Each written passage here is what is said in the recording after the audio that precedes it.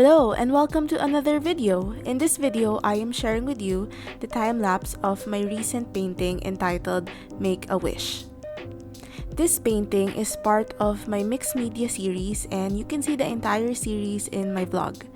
If you want to see, just click the cards. In this video, I think it's fitting to talk about mixed media artworks because I've been doing this type of work for some time now and I want to share with people how I stumble into this process. Most probably as well because many people has been asking me about how do I do my mixed media works and things like that, and I want to share with you a simple guide into what type of things do you need to know and need to kind of put your mind into. So before we start, quick info about this painting.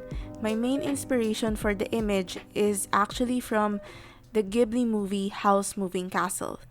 There is this scene in the movie where Howl accepted Calcifer as a falling star, and I really love that image and I took it as an inspiration and I imagined it in a different way so that it could fit in my narrative.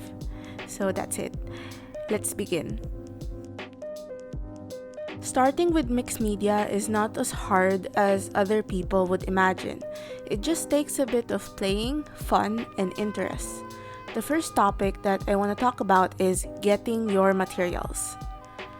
With any mixed media work, the artwork will depend on what type of materials are you going to use.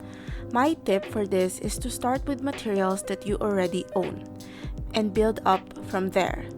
From my experience in my elementary years, I used to do many scrapbooking.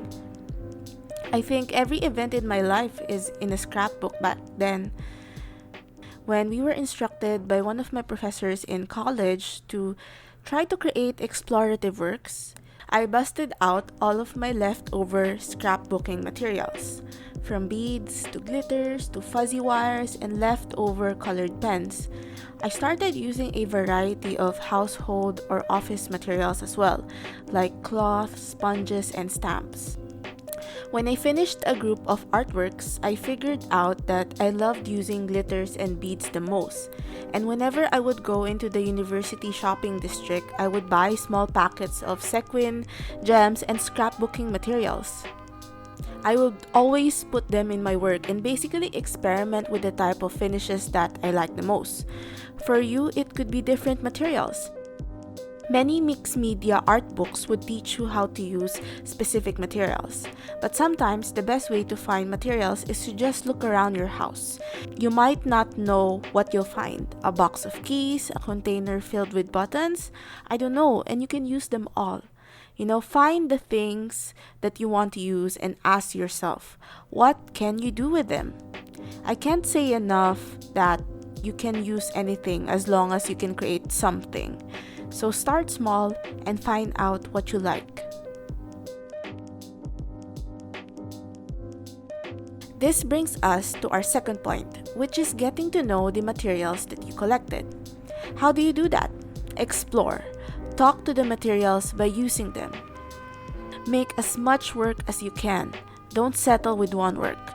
Make a lot so that when you see them all, you can pick and choose what works for you. A good guide question in this part is to ask yourself, what kind of finishes and colors do I want to see? How do I make these finishes and effects with the materials that I have? If so, what kind of materials do I need to procure so that I can achieve what I want? You can paint over materials. You can stick as many things in different ways that you can think about. You can explore different painting techniques on different papers and glues. Don't be afraid. There are no mistakes when it comes to exploration and experimentation. Everything that you do as an experiment, it will help you in trying to make something that is interesting for you. When you create a lot of artwork without judging yourself and just focus on creating, you'll find that everything that you have created has something for you to use later. I remember an exercise that my professor had us do. Back in college, he told us to make 25 artworks in the span of 1 week.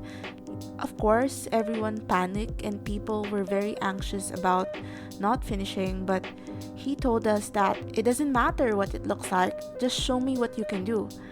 And with that, I went on a creative storm. I explored anything that I could get my hands on, and that project made me realize that I could do many things with mixed media. On the day of the critique, he told me that I should keep creating the things that I did because the more I explore, the more I can build on the images that I can create.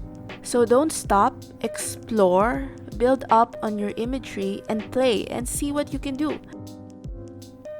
Our last point is taking the experience of creating all of these works and trying to make sense with them by research and expanding your knowledge. So, I picked my materials, I explored them, and now I'm confident in what I like, what I don't like, and what I want to see. In this part, I want to talk about the importance of research. By this time, you probably know what you want to do, and the next thing is trying to find things that connect to that. My thing was beads, sequins, gems, and glitter. And I was talking to my friend one day and she told me that her uncle was a fashion designer. So we went to his studio and asked questions. He made these beautiful beaded gowns that brides and pageant women wore.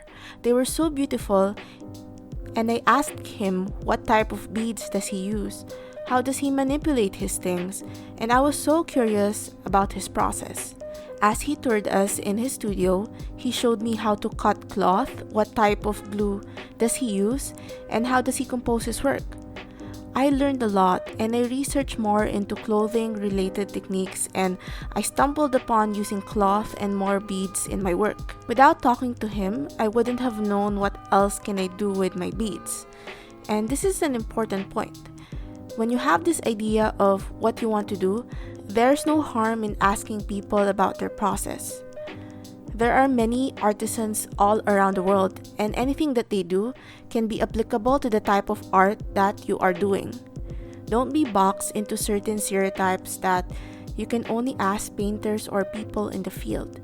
You can be surprised by the amount of knowledge that can be applied to the arts. Ask, research, and be creative.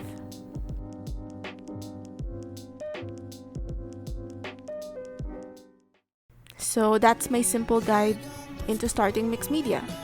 As this video ends, the artwork is also completed. I've been doing this work for a long time now, and I'm just grateful for the people who guided me along the way, and I hope that this video can encourage you to start making mixed media artworks. Start small, don't be afraid. Don't be afraid to play and ask people when you are stuck. I hope that you like this video and subscribe to my channel. Ask me anything about mixed media down there in the comments. And I'll see you next time. Thank you so much for watching this video. I never sleep on time.